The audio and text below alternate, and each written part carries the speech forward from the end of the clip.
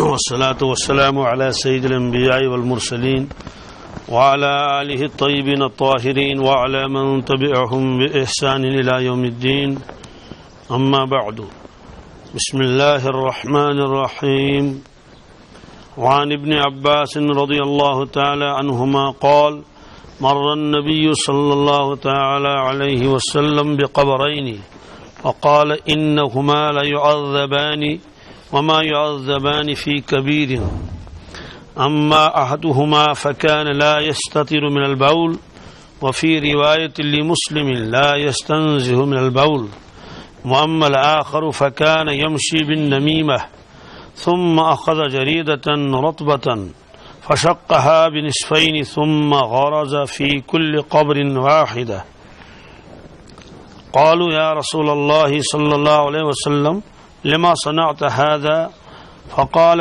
لعله أن يخفف عنهما ما لم ييبسا متفق علیہ.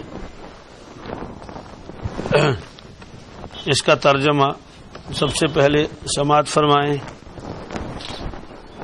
یہ روایت ہے حضرت عبداللہ ابن عباس رضی اللہ تعالیٰ عنہ سے مروی ہے. یہ روایت فرماتے ہیں کہ رسول اللہ صلی اللہ علیہ وسلم کا گزر ہوا دو قبروں کے پاس سے، یعنی آپ گزر رہے تھے، چل رہے تھے، اتفاقاً دو قبریں راستے میں ملی، آپ وہاں ٹھہرے.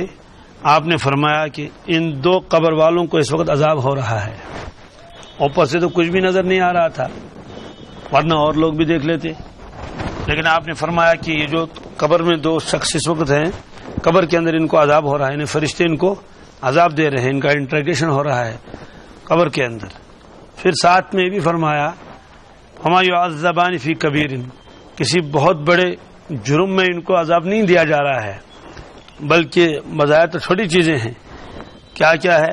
اما احدہما، ان دو قبر والوں میں سے ایک قبر والے کا جو عذاب ہو رہا ہے وہ اس لیے فکان لا یستتر من البول، کہ وہ جب پیشاب کرتا تھا تو پردہ نہیں کرتا تھا. مسلم شریف کی روایت میں لا یستنزہ من البول، کہ وہ پیشاب میں احتیاط نہیں کرتا تھا. اور دوسرا فکان یمشی بالنمیمہ، وہ چغل خور تھا، چغلی کھاتا تھا. پھر آپ نے ایک شاخ، سبز شاخ، تر شاخ، ایک ٹہنی لے لی، اس کو دو ٹکڑے کر دیے، بیچ میں سے دو ٹکڑے کرنے کے بعد ایک ٹکڑا آپ نے ایک قبر کے اوپر گھاڑا، دوسرا ٹکڑا آپ نے دوسری قبر کے اوپر گھاڑا. تو صحابہ کرام نے عرض کیا اللہ کے نبی صلی اللہ علیہ وسلم آپ نے ایسا کیوں کیا؟ یعنی اتنی بات تو سمجھ میں آ گئی ان کو عذاب ہو رہا ہے، لیکن آپ نے ایک ٹہنی لے لی، پھر اس کے دو حصے کر لیے، ایک حصہ یہاں لگا دیا، ایک حصہ یہاں لگا دیا، ایسا آپ نے کیوں کیا؟ آپ نے فرمایا کہ امید ہے جب تک یہ دونوں ٹہنے خشک نہیں ہو جائیں گی تب تک ان کے عذاب میں کچھ تخفیف ہو جائے گی. عذاب تو ختم نہیں ہو جائے گا لیکن کچھ عذاب میں تخفیف ہو جائے گی. اب اس حدیث پاک سے بہت سارے مسائل معلوم ہوئے، فقہاء کرام نے اور شارحین نے نکالے. سب سے پہلی چیز تو یہ کہ جو چیزیں ہم لوگوں کو نظر نہیں آتی ہیں اللہ کے نبی صلی اللہ علیہ وسلم کے سامنے وہ چیزیں آتی تھی. یہ روایت پہلے بھی آئی ہے کہ اللہ کے نبی صلی اللہ علیہ وسلم اپنے دولت خانے میں تھے، حجر خاص میں. ام المومنین حضرت عائشہ صدیقہ رضی اللہ تعالیٰ عنہا بھی تشریف فرما تھی. اتنے میں حضرت جبریل امین علیہ الصلوۃ والسلام تشریف لائے. رسول اللہ صلی اللہ علیہ وسلم نے ان کو دیکھا، انہوں نے سلام عرض کی، آپ نے سلام کا جواب دیا. اس کے بعد رسول اللہ صلی اللہ علیہ وسلم نے فرمایا یا عائشہ ھذا جبرائیل یقرئک السلام، کہتے ہیں اے عائشہ صدیقہ رضی اللہ تعالی عنہا، یہاں جبرائیل علیہ السلام بیٹھے ہوئے ہیں، انہوں نے آپ کو سلام کیا ہے. سلام کیوں نے؟ انہیں ان کا جواب دے دیجیے. آپ نے جواب دے دیا وعلیہ السلام ورحمۃ اللہ وبرکاتہ. تو جبریل امین علیہ الصلوۃ والسلام تشریف لائے، لیکن صرف رسول اللہ صلی اللہ علیہ وسلم نے ان کو دیکھا. ام المومنین نے جبریل امین علیہ الصلوۃ والسلام کو دیکھا بھی نہیں، ان کے سلام کی آواز بھی نہیں سنی. پھر اللہ کے نبی صلی اللہ علیہ وسلم نے فرمایا کہ ایسا ہوا کہ انہوں نے سلام آپ کو کیا ہے. سلام کیا آپ نے، آپ اس کا جواب دے دیجیے. تو انہوں نے عرض کیا یا رسول اللہ صلی اللہ علیہ وسلم انت ترى ما لا نرى وانت تسمع ما لا نسمع، آپ ایسی چیزوں کو دیکھتے ہیں جو ہم نہیں دیکھتے، آپ ایسی چیزوں کو سنتے ہیں جو ہم نہیں سنتے ہیں. مطلب یہ ہے کہ جبریل علیہ السلام کوئی دور بھی نہیں ہے، سامنے بیٹھا ہوا ہے لیکن مجھے نظر نہیں آ رہا، اور انہوں نے آپ سے کلام کیا، آپ نے تو سن لیا، اور میں بالکل آپ کے پاس ہوں لیکن میں نے کچھ بھی نہیں سنا. تو اللہ کے نبی صلی اللہ علیہ وسلم کے سامنے یہ چیزیں منکشف ہوتی تھی اور امت کے سامنے یہ چیزیں نہیں تھیں، اس لیے کہ امت کو ایمان بالغیب لانا ہے، جو غیب کی چیزوں پر یقین کرنا ہے. نبی کریم صلی اللہ علیہ وسلم کے سامنے یہ چیزیں آتی رہتی تھی. ایک تو یہ معلوم ہوا کہ قبر کے اندر کیا ہو رہا ہے، یہ آپ کو مشاہدہ ہوا، اور ساتھ میں یہ بھی آپ نے فرمایا دونوں کو عذاب ہو رہا ہے. معلوم ہوا کہ قبر کا عذاب بھی کیا ہے، حق ہے، اور قبر کا عذاب روح کو بھی ہوتا ہے اور جسم کو بھی ہوتا ہے، دونوں کو. اسی لیے حضرت عثمان غنی رضی اللہ تعالیٰ عنہ جب قبرستان جاتے تھے بہت زیادہ روتے تھے، بہت روتے تھے.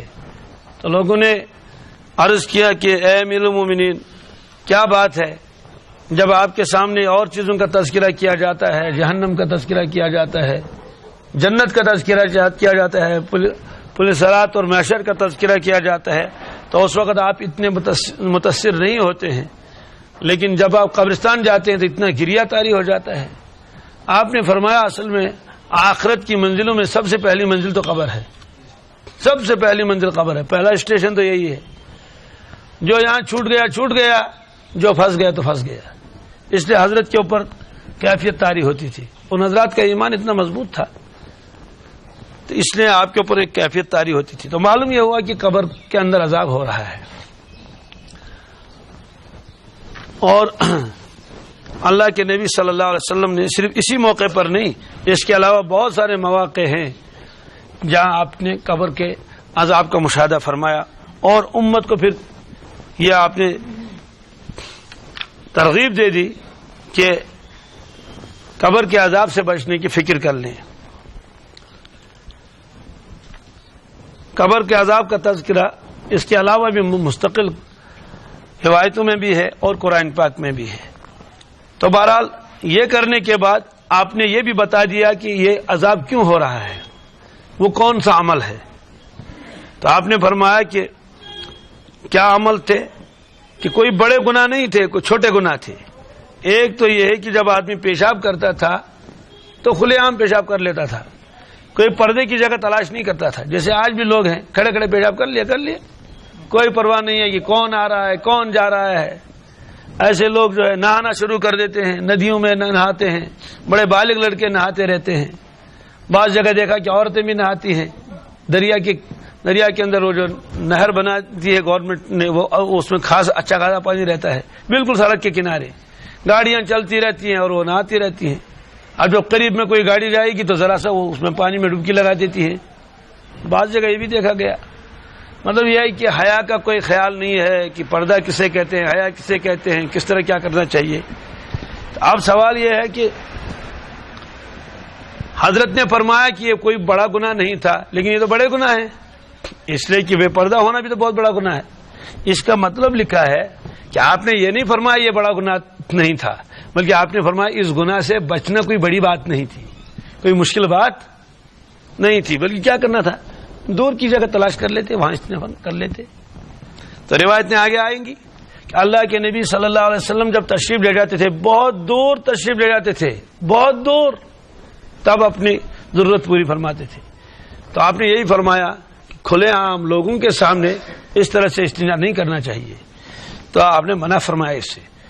یہ صرف پیشاب کے بارے میں بھی نہیں، نہانا ہو، طہارت کرنا ہو، اس کے بارے میں بھی یہی ہے، آدمی پردہ کر لے. یہاں کشمیر میں جتنی اور خرابی ہیں اس میں یہ بھی خرابی ہے. اب تو کچھ کم ہوا ہے اس لیے کہ اب تو غسل خانے ہیں، ورنہ پہلے اب بھی بعض جگہوں میں ہیں، وہاں دریا کے کنارے لوگ جاتے ہیں وہ وضو بنانے کے لیے، تو بیچ میں ندی ہوتی ہے، ادھر سے بھی لوگ ہوتے ہیں ادھر سے بھی لوگ ہیں. جب جیسے کوئی جب وہ جمعہ کا دن ہوتا ہے بہت سارے لوگ ہوتے ہیں تو سب کے سامنے آ کے وہ جو طہارت کرنا شروع کر دے گا، سب کے سامنے طہارت کر لیتے ہیں. یہ نہیں سمجھتے ہیں کہ بھائی طہارت اس جگہ کا کرنا چاہے نہیں کرنا چاہے، سطر کھولنا چاہے نہیں کھولنا چاہیے، اس کا وہ نہیں رکھتے ہیں خیال. اس لیے فرمایا کہ ایک آدمی جو ہے وہ جو پیشاب کرتا تھا تو پیشاب کر لیتا تھا، کوئی اس کے لیے کوئی پوشیدہ جگہ تلاش نہیں کرتا تھا، پردے کی جگہ نہیں، ایسے جہاں موقع ہے کر لیا. اہل عرب کے یہاں بھی یہ عادت تھی، کھڑے کھڑے کر لیا پیشاب، یوں جہاں سب بیٹھے ہوئے ہیں ادھر کو بیٹھ گئے اور پیشاب کر لیا، کوئی حیا اس طرح کی چیز نہیں تھی. ایک تو یہ ہے. دوسری روایت میں چونکہ زبریں زیریں نہیں لگتی تھی، اس لیے اس میں لفظ ہے لا یستنزہ من البول، کہ یہ آدمی پیشاب سے احتیاط نہیں کرتا تھا. کیا انہیں کرتا تھا پردے میں ہی، لیکن چھینٹو سے احتیاط نہیں کرتا تھا. بس جیسے آیا اور پیشاب کرنا شروع کر دیا، چاہے دائیں جائے بائیں جائے، کپڑوں پہ گرے، کچھ بھی ہو جائے. تو یہ اب جب پیشاب سے احتیاط نہیں کرے گا، چھینٹے تو لگی جائیں گی کپڑوں پر. اب ایک مرتبہ بھی چھینٹے پڑ گئی، دوسری مرتبہ تیسری مرتبہ، کپڑے تو ناپاک ہو جائیں گے. جب کپڑے ناپاک ہو جائیں گے تو نماز کہاں ہو جائے گی؟ نماز ہی نہیں ہوئی جائے گی. اس لیے دوسرا مطلب تو یہ ہے کہ یہ جب پیشاب کرتا تھا تو بے احتیاطی کرتا تھا. اب معلوم یہ ہوا پیشاب کرنے کے اندر بے احتیاطی نہیں کرنی چاہیے، خاص طور سے آج کے بیت الخلاؤں میں تو اور زیادہ احتیاط کی ضرورت ہے. پہلے تو بیت الخلا ہوتے تھے وہ مٹی کے بہت گہرے، آدمی پیشاب کرتا تھا تو بڑی گہرائی ہوتی تھی، اسی میں چلا جاتا تھا. آج کل جو وہ بنے ہوئے ہیں کموڑ، وہ تو بالکل وہی ہے، اور آدمی جب پیشاب کر لیتا ہے تو وہاں سے اور چیزیں اٹھتی ہیں. اس لیے پیشاب کرنا چاہیے اس انداز سے، پیشاب کی دھار جو ہے وہ ایک کنارے پر ایسے لگ جائے تاکہ وہ اس میں چھینٹے نہ اٹھیں. بڑا خلاصہ یہ ہے کہ جس طرح بھی ہو سکے آدمی کو احتیاط کرنا چاہیے، اپنے کپڑوں کو بچانا چاہیے. یہ آپ نے فرمایا. ایک آدمی کا قصور تو یہ تھا، معلوم یہ ہو کہ یہ بھی گناہ ہے، پیشاب سے احتیاط نہ کرنا یہ بھی گناہ ہے، اور ایسے ہی لوگوں کے سامنے استنجا کر لینا یہ بھی کیا ہے؟ یہ گناہ ہے. دوسرا آدمی کون تھا؟ فکان یمشی بن نمیمہ، وہ چغل خوری کرتا تھا، چغل خور تھا. چغل خور کسے کہتے ہیں؟ چغل خور اس کو کہتے ہیں کہ وہ ایک آدمی کے پاس گیا تو اس کا بن کر گیا، دوسرے کی غیبت کر لی، ارے فلاں آدمی تو تمہارے بارے میں یہ کہہ رہا تھا اور یوں کہتا تھا اور وہ کہتا تھا. اب اس کے پاس گیا، اس کا اس کی بات بتا دی، چاہے وہ بات ہوئی ہو یا نہ ہوئی ہو، بہرحال دونوں کے آپس میں اچھے تعلقات تھے. تو اس آدمی کی وجہ سے ان کے تعلقات میں دوری ہو گئی، ایک دوسرے سے غلط فہمیاں پیدا ہو گئی، اس کی وجہ سے انہوں نے آپس میں قطع تعلق کر لیا. یہ سارا اس کی چغلی کی وجہ سے ہوا، چغل خوری کی وجہ سے. تو دو آدمی کے درمیان میں اس طرح کی بات پیش آئی. پہلے تو ان کے قریبی تعلقات تھے، اب سلام کلام بھی نہیں ہے، اور سب وجہ بن گیا کون؟ یہ. اس سے معلوم ہوا کہ بھائی ادھر کی بات سن کے وہاں پہنچا دی، وہاں کی بات سن کے یہاں سے پہنچا دی. یہ مزاج نہیں ہونا چاہیے. وہ تو الگ مسئلہ ہے، کوئی مسئلہ ایسا پیش آیا تھا، کوئی پریشانی کسی کو تھی تو وہ جا کے بتا دے گا کہ بھائی اس طرح بات تھی، یا اگر اس کی کوئی ذمہ داری ڈال دی گئی ہے. لیکن باقی یہ اس طرح سے باتیں، ادھر کی باتیں ادھر پہنچانا، ادھر کی باتیں ادھر پہنچانا. حشیز دلیل نوش نشیز کھار کمس حش، تو آپس میں دونوں کے درمیان میں جھگڑا پیدا ہو گیا. اس لیے فرمایا کہ یہ آدمی جو ہے وہ چغلی کھا رہا تھا. معلوم ہوا کہ چغلی کھانے سے بھی آدمی قبر کے عذاب میں گرفتار ہو سکتا ہے. اور ایک روایت میں فرمایا نبی کریم صلی اللہ علیہ وسلم نے کیا فرمایا؟ فرمایا لا يدخل الجنت قطات، اس کو قطات بھی کہتے، جس کو نمام بھی کہتے ہیں. فرمایا کہ یہ نمام جنت میں داخل نہیں ہوگا. کیوں؟ اللہ تعالیٰ تو یہ چاہتے ہیں کہ سب مسلمان آپس میں بھائی بھائی بن کر رہیں، اور اس کی اس کارروائی سے یہ بھائیوں کے اندر جدائی ڈالتا ہے. یہ اتنا بڑا جرم ہے. اس نے کہا کہ یہ جنت میں نہیں جائے گا. اب پھر کب جائے گا؟ سزا کھائے گا پہلے، سزا کھانے کے بعد پھر جب بھگتے گا تب جا کے اس کو بخش دیا جائے گا، یعنی بغیر سزا کے اس کو بخش نہیں دیا جائے گا. یہ آپ نے فرمایا. اس کے بعد آپ نے ایک ٹہنی جو بالکل گیلی ٹہنی تھی، مور ادر مور ادر لوہڑنات، یہ آپ نے لے لی. درخت وہیں تھا، اس میں سے کاٹ کے لائی، تو اس میں پھر آپ نے دو ٹکڑے کیے اس کے بیچ میں سے، یعنی ایک کے دو بنا لیے. ابھی تو ایک ہی تھی، اب دو بنا لیے. ایک کو ایک کور کے اوپر کھاڑا، دوسرے کو دوسرے کے اوپر کھاڑا. تو صحابہ کرام نے عرض کیا اے اللہ کے نبی صلی اللہ علیہ وسلم آپ نے ایسے کیوں کیا؟ ظاہر سی بات ہے اللہ کے نبی صلی کوئی کام کریں گے وہ تو آپس کام تو ہوگا نہیں، فضول کام تو ہوگا نہیں، ضرور اس میں کوئی نہ کوئی حکمت ہوگی، بلا وجہ تو نہیں کریں گے، بلا وجہ تو ایسے ہی کھیلنے والے کھیلتے ہیں، پتہ نہیں کیا کرتے ہیں، فضول کام کرتے ہیں، بغیر کوئی مقصد بھی نہیں ہوتا۔ تو انہوں نے پوچھا آپ نے ایسا کیوں کیا؟ آپ نے فرمایا میں نے اس لیے کیا جب تک یہ دونوں ٹہنیاں گیلی گیلی رہیں گی تب تک امید ہے کہ ان کے عذاب میں کچھ کمی ہو جائے، تخفیف ہو جائے ان کے عذاب میں، یہ آپ نے کیا۔ اب بات تو ختم ہو گئی۔ اب اس حدیث پاک کی وجہ سے بعض لوگوں نے کہا بھائی قبروں کے اوپر پھول ڈال دو، کیا ڈال دو؟ الگ پھولوں کا تذکرہ تو ہے نہیں، تو ٹہنی کا تذکرہ ہے، کس کا؟ اور پھول ڈالنے کا اس میں کوئی تذکرہ نہیں، یہ ٹہنی گھاڑنے کا تذکرہ ہے۔ پھر دوسری بات یہ ہے کہ فرمایا کہ ان کو عذاب ہو رہا تھا اس لیے اس کے اوپر ہم نے ٹہنی گاڑی۔ معلوم ہے کہ ٹہنی تو اگر گاڑنی ہو تو اس قبر پر جس قبر کے اندر کیا ہو رہا ہو، عذاب ہو رہا ہو، اور یہ تو معلوم ہی نہیں کس کے قبر پر، کس کے قبر کے اندر عذاب ہو رہا ہے، کون جنتی ہے، ابھی بتائے گا کون؟ تو معلوم یہ ہوا کہ ہم بلا وجہ گاڑنا چاہیں کسی کے قبر پر کوئی چیز، یہ پتہ بھی نہیں کہ یہ اندر سے اس کا عذاب ہو رہا ہے نہیں ہو رہا ہے۔ پھر دوسری بات یہ ہے کہ اس سے تو معلوم ہوا کہ اگر کوئی گناہگار ہوگا، فاسق و فاجر، اس کی قبر پر تو گاڑ سکتے ہیں، لیکن اگر کوئی اولیاء کرام ہے اس کی قبر پر گاڑنے کی ضرورت ہی نہیں، نہ تو پھول ڈالنے کی ضرورت ہے نہ تو اس کے اوپر کیا کوئی ٹہنی گاڑنے کی ضرورت ہے، اس لیے کہ آپ نے فرمایا کہ ان کو عذاب ہو رہا تھا، کیا تو ان کے معذب ہونے کی وجہ سے، عذاب میں گرفتار ہونے کی وجہ سے اس کے ساتھ یہ معاملہ کیا۔ لیکن ہمارا عقیدہ تو اولیاء کرام کے بارے میں ہے کہ وہ اللہ کے محبوب ہیں، عذاب کا تو سوال ہی نہیں، ان کی قبریں تو اندر سے جنت کے باغ ہیں، تو جب وہ جنت کے باغ ہیں تو آپ کے ٹہنی گاڑنے سے تو کوئی فائدہ ہی نہیں ہوگا، یہ تو ایک فضول چیز ہے۔ پھر اصل بات تو یہ ہے کہ یہ ٹہنی کا اثر تھا یا اللہ کے نبی صلی اللہ علیہ وسلم کے دست مبارک کا، یہ بھی تو مستقل مسئلہ ہے۔ اگر ٹہنی کا مسئلہ ہے تو سارے لوگ ٹہنیاں لگا لیں گے، تو ظاہر سی وجہ سے ہماری ٹہنی گاڑنے سے ہوگا کیا؟ فرماتے یہ اصل میں اللہ کے نبی صلی اللہ علیہ وسلم کے دست مبارک کا اثر تھا۔ آپ نے فرمایا میرے دست مبارک کی وجہ سے جو ہے وہ ان کے وہ تخفیف ہوگی، اور یہ بھی آپ نے نہیں فرمایا کہ ان کا عذاب اٹھا دیا جائے گا، تخفیف کے معنی ہے عذاب میں کچھ کمی کر دی جائے گی۔ اصل میں اللہ کے نبی صلی اللہ علیہ وسلم بہت رحم دل تھے، ظاہری اعتبار سے کسی آدمی کو دیکھتے تھے تکلیف میں مبتلا ہے تو فوراً بے قرار ہوتے، بے چین ہوتے تھے، اور فوراً کوشش کرتے تھے کسی طریقے سے اس کا عذاب کیا ہو جائے، دور ہو جائے، اس کی تکلیف دور ہو جائے۔ دشمنوں کے ساتھ بھی ایسا معاملہ کرتے تھے۔ مسجد نبوی کے اندر 70 آدمیوں کو باندھ کے رکھا تھا صحابہ کرام نے، غزوہ بدر کے اندر جو پکڑے گئے تھے 70 آدمی، 70 کو تو قتل کیا، وہ تو جنگ میں ہی قتل ہو گئے، یہ 70 اب ان کو رسیوں کے ساتھ باندھا گیا تھا۔ مستقل کوئی جیل نہیں تھی کہ اوپر سے تالا ڈال دو اور چابی جیب میں ڈالو، ایسا نہیں، ایسے مسجد نبی کھلی ہوئی تھی تو ان کو باندھ کے رکھا تھا۔ تو ان میں ایک شخص جو ہے وہ کرا رہا تھا سوس انگرائے کرن تم سو گانٹروں میں چڑپانت، وہ جو رسی باندھی گئی تھی وہ ذرا ٹائٹ ہو گئی تھی، حالانکہ دشمن ہے۔ اللہ کے نبی صلی اللہ علیہ وسلم بے چین ہو گئے، اندر سے باہر باہر سے اندر چکر لگاتے تھے۔ تو ایک صحابی نے عرض کیا یا رسول اللہ صلی اللہ علیہ وسلم آپ کو کوئی تکلیف ہے؟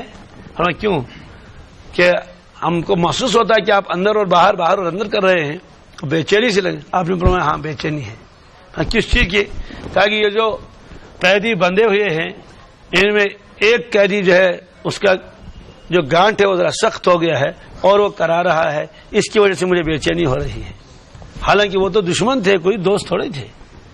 ہاں تو جب اس نے دیکھا کہ اللہ کے نبی صلی کو بے چینی ہو رہی ہے، وہ چپکے سے گیا اور اس کا جو گانٹ تھا وہ گرا جو تھی اس کو ذرا ڈھیلا کر لیا، ڈھیلا کرنے کی وجہ سے اس نے کرانا چھوڑ دیا۔ تو واپس آئے، عرض کیا یا رسول اللہ صلی اللہ علیہ وسلم میں نے تو اس کو وہ جو گرا تھی، وہ جو گانٹ لگی ہوئی تھی وہ میں نے ڈھیلا کر دی۔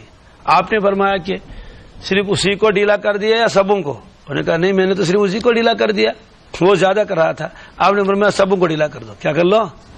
شاید اتنا ڈول گانٹ ہے نا، ظاہر سی بات ہے وہ تو دشمن تھے نا، آپ تو دشمن کے بارے میں بھی وہ نہیں یعنی برداشت نہیں کر پاتے تھے کہ ان کو عذاب ہو، ان کو تکلیف کیا جائے، اس لیے آپ نے قیدیوں کے ساتھ کوئی ایسا معاملہ نہیں کیا۔ نہ تو بے عزتی کا معاملہ کیا قیدیوں کے ساتھ آپ نے، اور نہ ہی آپ نے ان کے ساتھ عذاب دے دیا. وہ ایسے تو باندھ کر کے رکھ لیا ایسے ہی تاکہ بھاگے نہیں، اور اس میں بھی یہ مقصد تھا تاکہ 2-3 دن تک ہمارے یہ حالات کیا کر لے دیکھے. تو اس کے بعد انہیں ایسا معاملہ ان کے ساتھ کیا. اسی طرح سے ثمامہ ایک شخص تھے، ثمامہ ابن اسال، بہت خطرناک قسم کے شخص تھے، بڑے جنگجو اور بہت مسلمانوں کو نقصان پہنچایا تھا انہوں نے. صحابہ کرام اس کو پکڑ کے لائے، کہیں سے کہیں جا رہے تھے تو بس صحابہ کرام نے دیکھ لیا تو پکڑ کے لائے، چونکہ مارا نہیں، کہا یہ تو سردار ہے قوم کا، اسے پکڑ کے لائے. اللہ کے نبی ان کی خدمت میں اچھا پکڑ کے لائے، اس کی عادت پکڑ کے لائے، اس کو چھوڑیں گے نہیں. آپ نے کہا ٹھیک ہے باندھ کے رکھو، تو باندھ کر کے رکھ دیا مسجد نبوی کے ستون کے ساتھ، دور نہیں وہی. آپ صرف کھانا کھانے کے وقت اس کو چھوڑتے تھے، یا ایسے ہی کوئی اور ضرورت ہو، استنجا وغیرہ کا تقاضا ہو تو چھوڑ کے رکھتے تھے. وہ تو مجرم تھا. اب ایک دن ہو گیا، آپ نے فرمایا کہ بتاؤ کیا ہے تمہارے دل میں، انہیں کیا ارادہ ہے؟ تو اس نے کہا کہ اگر آپ مجھے قتل کریں گے تو میں تو واجب القتل ہوں. صاف کہا، اس لیے کہ میں تو دشمن پارٹی کا آدمی ہوں، میں نے مسلمانوں کو بہت نقصان پہنچایا، اگر آپ مجھے ماریں گے تو آپ تو مار سکتے ہیں اور مارنا بھی چاہیے، اس لیے کہ دشمن ہے، اور اگر آپ معاف کر دیں گے تو یہ تو آپ کی شان ہے. ایک دن ہو گیا، آپ دوسرے دن پھر تشریف لائے. اب وہ 24 گھنٹے میں وہاں کیا ہو رہا تھا یہ وہ دیکھ رہا تھا، کون آ رہا ہے کون جا رہا ہے، کس طرح نماز ہو رہی ہے، کیا بیانات ہو رہے ہیں. ہے تو وہ بحیثیت مجرم، لیکن وہ دیکھ رہا ہے کہ یہاں کارروائی کیا ہو رہی ہے. دوسرے دن پھر آئے، آپ نے فرمایا کہ بتاؤ کیا ارادہ ہے، تمہارے دل میں کیا ہے؟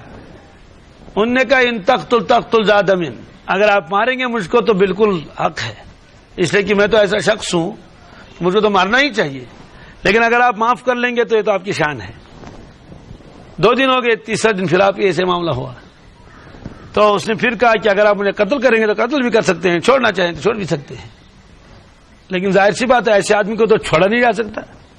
تیسرا دن آ گیا، آپ نے صحابہ کرام سے فرمایا بھائی اس کو چھوڑ دو، کیا کر لو، چھوڑ دو، رسیاں کھول دی. وہ آگے اور رسیاں کھول دی. صحابہ کرام کو کیا تھا، کوئی بدلہ نہیں، کوئی فدیہ نہیں، کوئی جرمانہ نہیں، کوئی ڈانٹ ڈپٹ نہیں، کوئی بے عزتی اس کے ساتھ نہیں کی، بڑے احترام کے ساتھ اس کو کھانا کھلاتے تھے لیکن بند رکھتے تھے.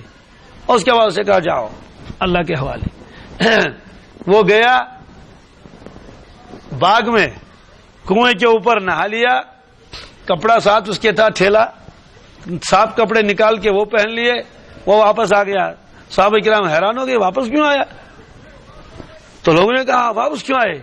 وہ مسجد نبی میں داخل ہوا، اللہ کے نبی کی خدمت میں آیا، کہنے لگے کہ حضرت مجھے کلمہ پڑھا دیجئے. کیا کر لیجئے؟ میں مسلمان ہو جاؤں گا. تو میں نے تو آپ کو پہچانا ہی نہیں تھا، میں نے سوچا جیسے بادشاہ لوگ ہوتے ہیں وہ ملک گیری کا کام کرتے ہیں کہ وہ بھی ہمارے قبضے میں آئے، یہ بھی ہمارے قبضے میں آ جائے، اور فلاں علاقہ قبضے میں آ جائے. ہم تو آپ کو بادشاہ سمجھتے تھے، ہم تو آپ کو ہم بادشاہ، لیکن آج معلوم ہوا کہ آج آپ تو بادشاہ ہیں نہیں.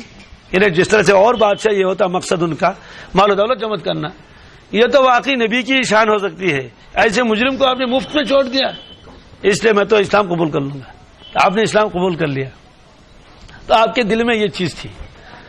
تو زندوں کے ساتھ بھی اب یہ معاملہ تھا، جب دیکھا قبر میں اس کے عذاب ہو رہا ہے فوراً آپ بے چین ہو گئے.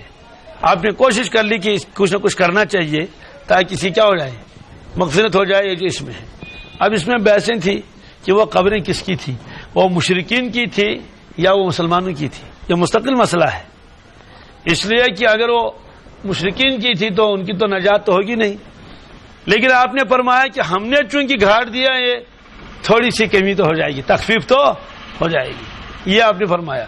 تو بہرحال اس میں پتہ چلتا ہے کہ رسول اللہ صلی اللہ علیہ وسلم کو کس قدر جو ہے اللہ کے مخلوق کے ساتھ ہمدردی کا جذبہ آپ کے اندر تھا. تو بہرحال اس میں یہ آیا کہ پیشاب سے احتیاط بھی کرنی چاہیے، پردہ بھی کرنا چاہیے، اور اس طرح سے چغلی بھی نہیں کھانی چاہیے. ان چیزوں کی وجہ سے آدمی قبر کے عذاب کے اندر گرفتار ہو جاتا ہے. اور آپ خاموش رہتے، آگے چلے جاتے، نہیں سناتے، لیکن امت کو بتانا تھا کہ قبر کا عذاب حق ہے. دوسری بات یہ ہے کہ ان گناہوں کو چھوٹا سمجھتے ہیں لوگ، معمولی سمجھتے ہیں، کوئی بات نہیں، ادھر کی بات ادھر کر لی، ادھر کی بات ادھر کر لی. تو فرمایا کہ یہ بہت بڑے گناہ ہے، اس کی وجہ سے آدمی قبر کے عذاب کے اندر گرفتار ہو جاتا ہے۔ بعض گناہ ایسے ہوتے ہیں کہ آدمی زندگی میں ایک مرتبہ کر لیتا ہے لیکن بار بار یاد آتا ہے، زندگی میں یاد آتا ہے، روتا ہے کہ ہائے میں نے وہ گناہ کیا۔ لیکن کچھ گناہ ایسے ہوتے ہیں آدمی روزانہ کرتا ہے لیکن یاد بھی نہیں رہتا، توبہ کرے گا کیوں جب اس کو گناہ ہی یاد نہیں۔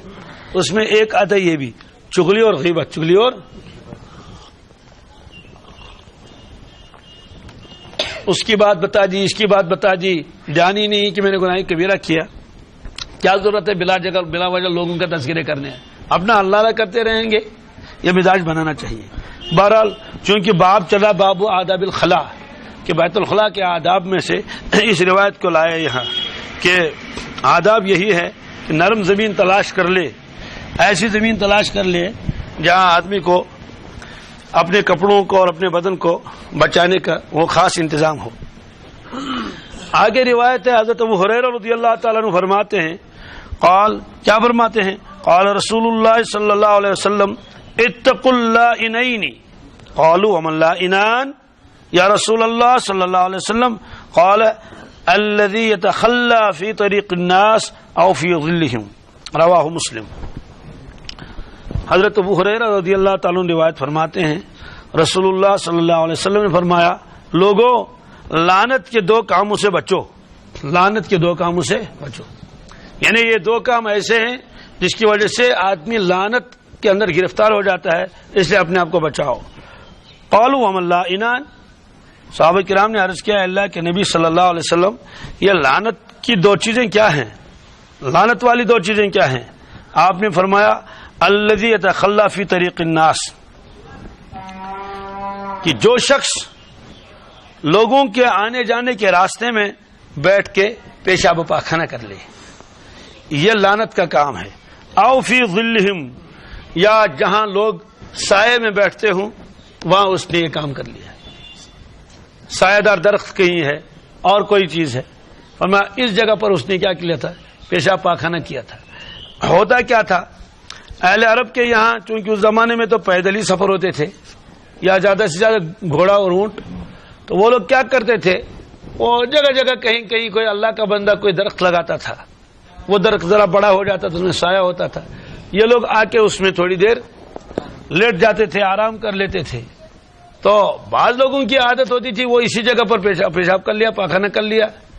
اب جب دوسرا آدمی وہاں پہنچے گا تو بدبو آئے گی، وہاں مکھیاں بھی بیٹھی ہوئی ہیں، وہاں بیٹھنے کے لیے جگہ بھی نہیں، یہ بھی گندا یہ بھی گندا وہ بھی گندا، تو لوگوں کو تکلیف ہوتی تھی، ہائے ہائے ہائے، یہاں بیٹھ لیتے، روٹی کھا لیتے، تھوڑا سا آرام کر لیتے، لیکن یہ تو گندی جگہ ہی گندی کر دی گئی ہے۔ آپ نے فرمایا جو آدمی ایسا کام کرے گا اس پر لعنت ہے، اس نے مخلوق کو پریشان کر لیا۔ یہ جگہ تو سائے کی تھی، یہ جگہ تو آرام کرنے کی تھی، اور اس نے اس جگہ کو گندا کر لیا، حالانکہ یہ تو اور بھی کہیں یہ کام کر سکتا تھا۔ ایسے ہی جو سایہ دار جگہ نہ ہو، بیٹھنے کی جگہ نہ ہو، لیکن لوگوں کے آنے جانے کا راستہ ہو، کیا ہو، لوگ آ رہے ہیں اور جا رہے ہیں اور وہاں کے راستے میں اس نے پیشاب پاخانہ کر لیا۔ دن میں تو نہیں کرے گا، ایسے موقع پر کرے گا جب لوگوں کا آنا جانا کیا ہو، کم ہو۔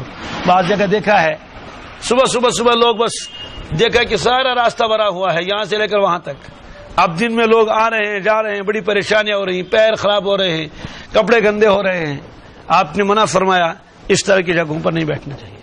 اب یہ صرف نہیں ہے کہ سایہ دار درخت ہو، نہیں بھائی، وہ بھی ہے۔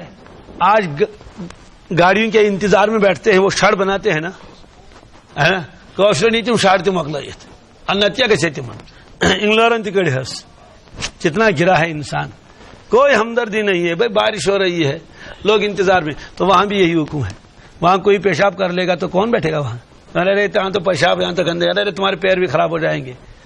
تو ہر وہ جگہ جو لوگوں کے بیٹھنے کی ہو، چاہے گاڑی کا انتظار ہو، چاہے اور کسی چیز کا انتظار ہو، جہاں لوگ بیٹھتے ہیں تو آرام کرتے ہیں، اس جگہ پر پیشاب پاخانہ کر لینا، اس سے یہ لعنت کا سبب ہے۔ اسی طرح سے راستوں میں، یہ تو ہے اصل میں یہ تکلیف دینے والی چیز ہے، یہ مطلب نہیں کہ پیشاب اور کوئی چیز آپ نے ڈال دی، وہاں ڈسٹ بن لا کے وہیں آپ نے ڈال دیا، تو ظاہر سی بات ہے اس سے بھی تو لوگوں کو تکلیف ہو جائے گی۔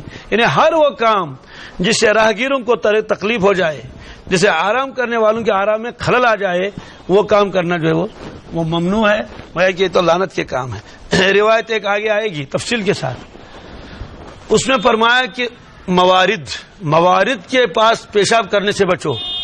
موارد کسے کہتے ہیں کہ ایک دریا ہے, بہت بڑا دریا جا رہا ہے, تو وہ لوگ اسی جگہ پر اتر کے وضو بناتے ہیں, غسل کرتے ہیں, پانی نکالتے ہیں. اب ایک آدمی نے وہیں پیشاب کر لیا تو منع کیا گیا. اس کو پانی کا گھاٹ کہتے ہیں, یارول. معلوم سمجھو یارول اس پر ٹیکنی پیشاب کہتے کیونکہ اس کی وجہ سے بھی لوگوں کو پریشانی ہو جائے گی. تو سایہ دار درختوں کے نیچے اور راستوں میں جہاں لوگوں کا آنا جانا ہو وہاں پیشاب پاخانہ کر لے گا تو اس عمل کی وجہ سے اس آدمی کے اوپر لعنت ہو جاتی ہے. اس لیے آپ نے فرمایا ایسا کام بالکل نہیں کرنا چاہیے. یہ آداب آپ نے فرمائے تاکہ مخلوق کو پریشانی نہ ہو جائے اور مخلوق کے کپڑے وغیرہ لوگوں کے کپڑے سب صاف شفاف رہیں. آگے روایت حضرت ابو قتادہ رضی اللہ تعالیٰ فرماتے ہیں, کیا فرماتے ہیں؟ قال رسول اللہ صلی اللہ علیہ وسلم اذا شرب احدکم فلا يتنفس في الاناء واذا اتى الخلاء فلا يمس ذكره بيمينه ولا يتمسح بيمينه. متفق علیہ. یہ اور ایک روایت ہے, اسی آداب الخلاء کے ساتھ اس کا تعلق ہے. شروع میں ایک ٹکڑا اور بھی ہے, اس مناسبت کی وجہ سے آگے دوسرا ٹکڑا بھی آیا. آپ نے فرمایا اذا شرب احدکم, جب تم میں سے کوئی آدمی پانی پیے گا یا اور کوئی چیز پی لے, جب دودھ پی لیتا ہے, پانی پی لیتا ہے, چائے پی لیتا ہے, فلا يتنفس فی الاناء, وہ برتن میں سانس نہ ڈولے, سانس نہ ڈال دے, سانس نہ چھوڑے. کس میں؟ برتن میں. شاہ ترائے نکاتمز. بعض لوگوں کی عادت ہوتی ہے گلاس منہ میں رکھ لیا اور پی بھی رہے اور یہ بھی اس میں بھر رہے ہیں سانس.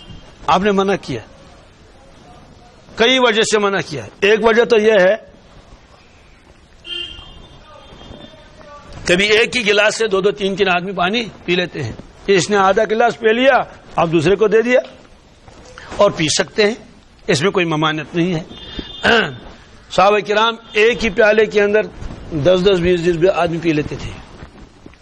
وہ ایک روایت ہے, وہ آگے آئے گی.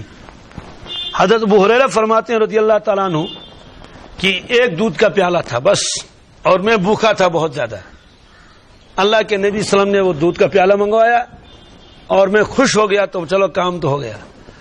آپ نے فرمایا کہ ابو ہریرہ, میں نے عرض کیا حضرت, فرمایا کہ یہ جو اللہ کے مہمان بیٹھے ہوئے ہیں, اللہ کے مہمان, بخاری شریف کی روایت ہے, اللہ کے مہمان ضیوف اللہ جو صفے پر بیٹھے تھے, غریب صحابہ, ان کو بلاؤ. میں سب کو بلا کے لایا. میں نے کہا اب تو میرے لیے کچھ بچے گا ہی نہیں, اس لیے کہ پینے والے تو اتنے پیالہ صرف ایک ہے. تو ایک لائن میں ان کو لگا لیا اور مجھے کہا کہ پلاؤ ان کو. اب میں ایک کے پاس لے جاتا تھا, وہ دوسرے کو دیتا تھا, وہ تیسرے کو دیتا تھا, یہاں تک کہ یہ پیالہ چلتا رہا. اتنا بڑا پیالہ تھا, ٹابوری ہوئی پرائز زبان. تو اس کے بعد آخر میں بچ گیا, تو مجھے فرمایا کہ پی لو. اب میں نے پی لیا. میں نے سوچا کہ اور تو بچا کے رکھ دوں رسول اللہ صلی اللہ علیہ وسلم کے لیے, اس لیے کہ آپ نے بھی کچھ نہیں پیا. تو آپ نے فرمایا اور پی لو. میں اور پی لیا, اور پی لو. میں نے کہا حضرت میں تو بھر گیا, اب تو میری گنجائش نہیں. اور ایسا لگتا ہے کہ اس کا اثر میرے ناخنوں تک پہنچا ہے, یعنی پورا خوب جی بھر کے. تو پھر اس کے بعد اللہ کے نبی پی لیا اور ختم ہو گیا. وہ ہوا تھا کیا تھا, اتنے افراد نے وہ دودھ پی لیا, وہ غیب سے اس کے اندر دودھ آ رہا تھا. تو ایک ہی پیالے سے اتنے لوگوں نے وہ کر لیا. مجھے ایک پروفیسر صاحب ملے, اس نے مجھے خود بتایا. اب تو ان کا انتقال ہوا, کشمیر کے تھے, وہ بنگلہ والی مسجد میں گئے تھے. تو وہاں حضرت مولانا یوسف صاحب رحمۃ اللہ, وہ ایک جماعت آئی تھی کہیں سے, تو انہوں نے حلوایا کوئی فرینی کہیں سے آئی تھی. اب مولانا نے کیا کیا, یہ نہیں کہا کہ ان کو بانٹو. مولانا خود اٹھتے تھے, چمچ اس میں ڈال کے ہر ایک آدمی کے منہ میں خود وہ چمچ دیتے تھے. ہر ایک آدمی, انہوں نے مجھے خود بتایا. تو ہر ایک آدمی کے تو خود نکالتے تھے, ان کو ایک لائن میں لگا کے رکھا تھا. انہیں ایسا احترام کرتے تھے. تو کہا میرے پاس جب پہنچے تو چونکہ یہ پروفیسر تھے, لیکچرر تھے, تو کہا کہ اس نے جب مجھے دے دیا تو میں نے ان کو کہا, میں نے کہا مولانا یہ چمچہ تو ہر ایک موقع میں جاتا ہے, منہ میں جاتا ہے, تو میں تو اس کو ایسے نہیں کھاؤں گا. تو مولانا نے کوئی اصرار نہیں کیا, انہوں نے کہا بہت اچھا ہے. باقی ان کو دیا تو اس نے پروفیسر صاحب نے نہیں کھا لیا. لیکن پروفیسر صاحب مجھے خود کہہ رہے تھے, کہہ رہے کہ مجھے اس کے بعد بہت افسوس ہوا کہ کاش میں نے وہ چمچہ حضرت کے ہاتھ سے لے لیا ہوتا. اس لیے کہ اللہ کا ولی تھے زبردست. خود افسوس ہو رہا تھا لیکن ظاہر سی بات تو وقت ہو چکا تھا تو اس نے مجھے خود بتا دیا. تو یہ ہوا کہ ایک ہی پیالے سے سارے لوگ کیا کرتے پیتے تھے. تو کبھی ایسا بھی ہوتا ہے ایک ہی گلاس ہے اس میں سارے لوگ پیتے رہتے ہیں, تو آپ جب آپ سانس اسی میں ڈال دیں گے, اور عموماً پانی پیتے وقت آدمی منہ سے سانس نہیں چھوڑتا ہے, چھوڑتا کیا سے؟ ناک سے. ناک سے جب چھوڑے گا تو ظاہر سی بات ہے ناک کے اندر کوئی عطر رکھا ہوا تو ہے ہی نہیں, میل کچیل تو ہے نا, ناک کے اندر میل کچیل ہے اور ناک کی رینٹ بھی ہے, تو کچھ نہ کچھ اجزاء اس میں چلے جائیں گے تو صحت کے اوپر برا اثر پڑے گا, چاہے اکیلا آدمی کیوں نہ ہو. آپ نے فرمایا کہ نہیں, اگر سانس لینا ہے تو برتن کو اپنے منہ سے ذرا علیحدہ کرو. کیا کر لو؟ ہاں علیحدہ کر لو, تاکہ اس میں یہ نظافت آپ نے بتائی. کون بتائے گا اتنا؟ کوئی نہیں بتا سکتا.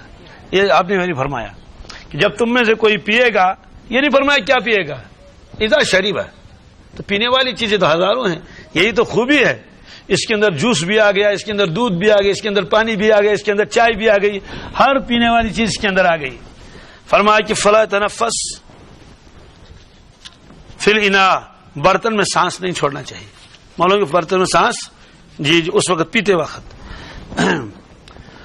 وَإِذَا أَتَى الْخَلَا, جب تم میں سے کوئی آئے گا بیت الخلا تو انہیں استنجا کرنے کے لیے آ جائے, فَلَا يَمَسَّ ذَكَرَهُ بِيَمِينِهِ, تو اپنے دائیں ہاتھ کو اپنے سطر کے ساتھ نہ لگائے.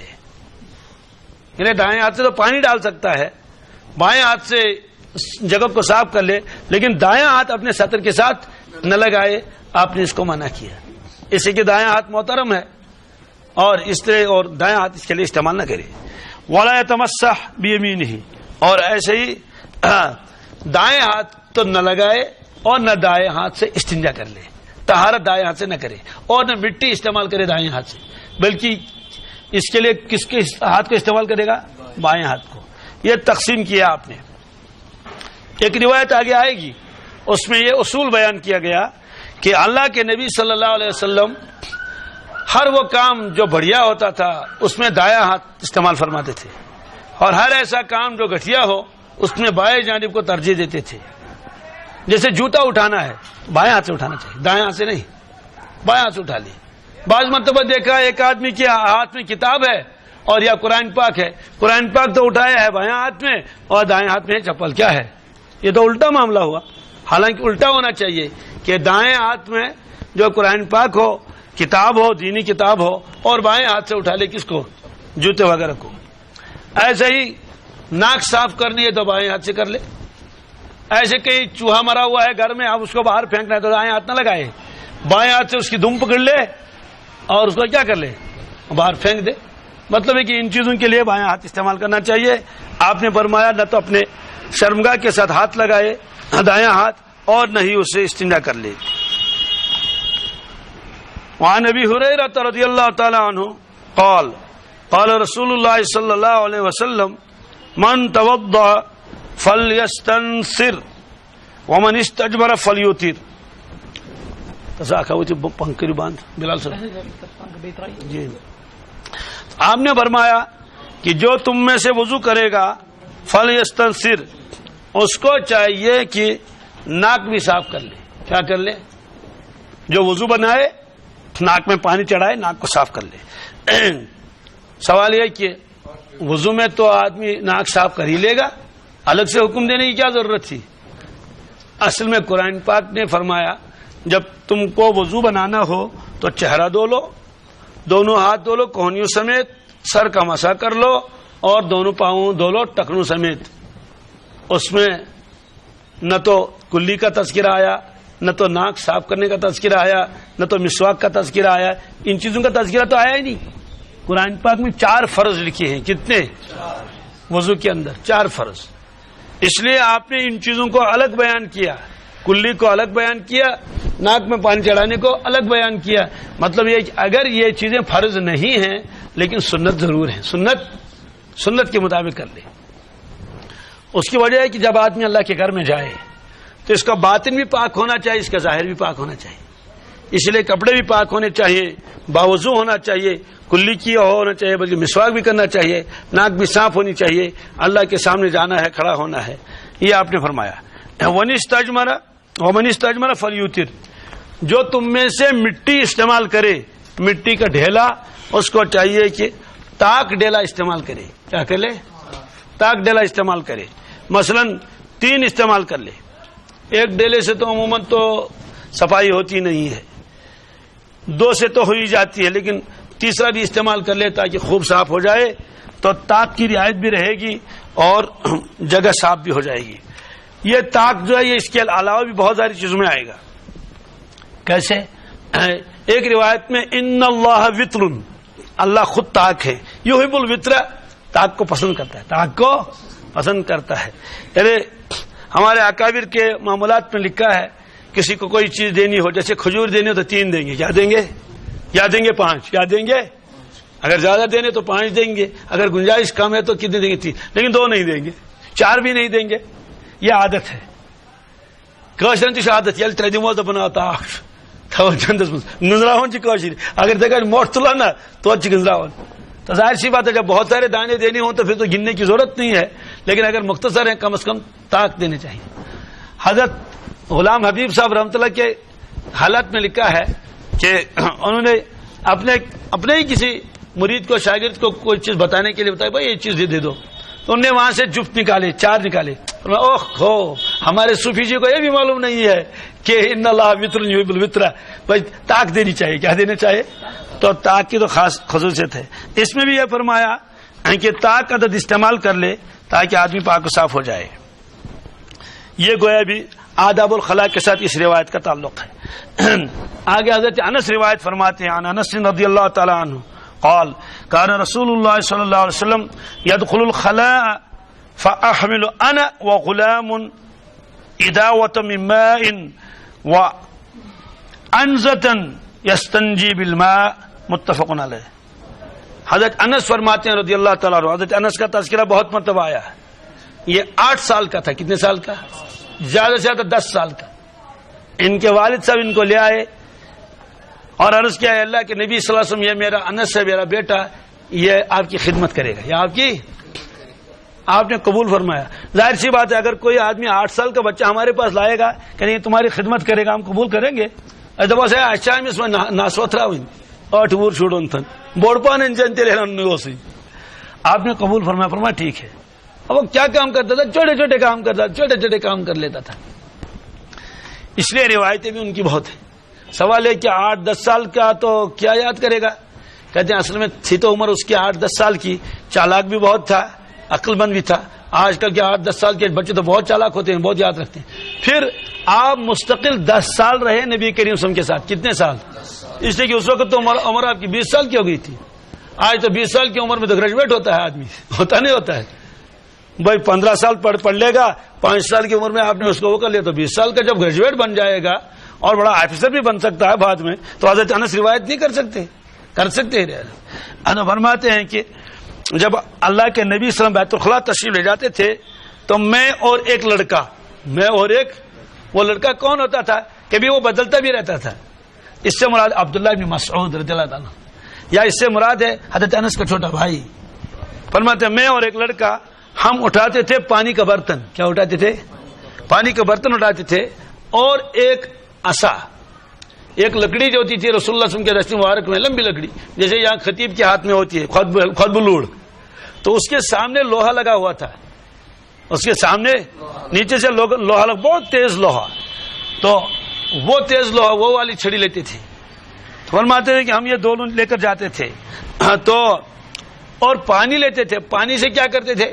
اللہ کے نبی سے پانی سے استنجا کرتے تھے. تو معلوم ہے کہ پانی سے بھی استنجا کر سکتے ہیں.